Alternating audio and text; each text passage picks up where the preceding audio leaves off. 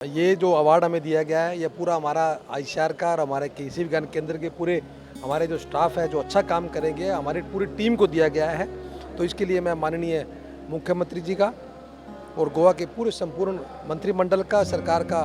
आभार व्यक्त करता हूं, क्योंकि इस तरह के मान सम्मान से जो हमारी टीम है आईसीआर की या कृषि विज्ञान केंद्र की, उनका उत्साहवर्धन होता है। और जितनी एनर्जी के साथ, जितनी ऊर्जा के साथ गत वर्षों में हम कार्य कर रहे हैं, और मैं आपको विश्वास दिलाता हूँ इस तरह के मान सम्मान से हमें वो ऊर्जा और ज़्यादा आएगी और बेटर हम काम करेंगे। और पिछले 10 सालों में आपने देखा है कि 28 डिफरेंट फसल्स की 11 फसलों की किस्में आईसीआर ने दी है, जो लगभग 5000 हेक्टेयर एरिया में लगाई जा रही है। और गोवा की कृषि को कैसे विकसित किया जाए, फार्मर्स की इनकम को कैसे डबल किया जाए, एग्रो इको टूरिज्म को कैसे प्रमोट किया जाए, उसके लिए भी हमने पूरा रोड मैप 2 पॉलिसी पेपर माननीय मुख्यमंत्री जी ने 21 मार्च को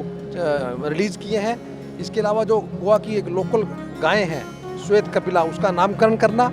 उसका रजिस्ट्रेशन कराना, उसको भारतवर्ष के मानचित्र पर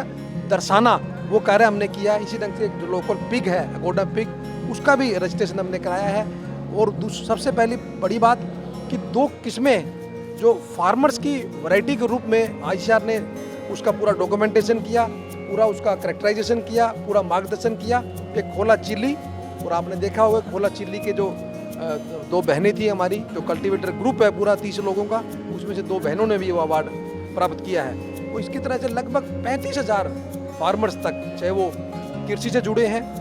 धान से जुड़े हैं, बागवानी से जुड़े हैं, सब्जियों के फार्मर हैं, एनिमल हस्बेंड्री के हैं, पोल्ट्री के हैं, फिशरीज के हैं, लगभग 35,000 फार्मर्स की सीधे रूप से एक साल में हम सेवा कर रहे हैं, हम और हमारा कृषि विज्ञान केंद्र मिलकर। और इस तरह के मान सम्मान से हम और ऊर्जा के साथ और मेहनत के साथ हम कार्य करेंगे, ताकि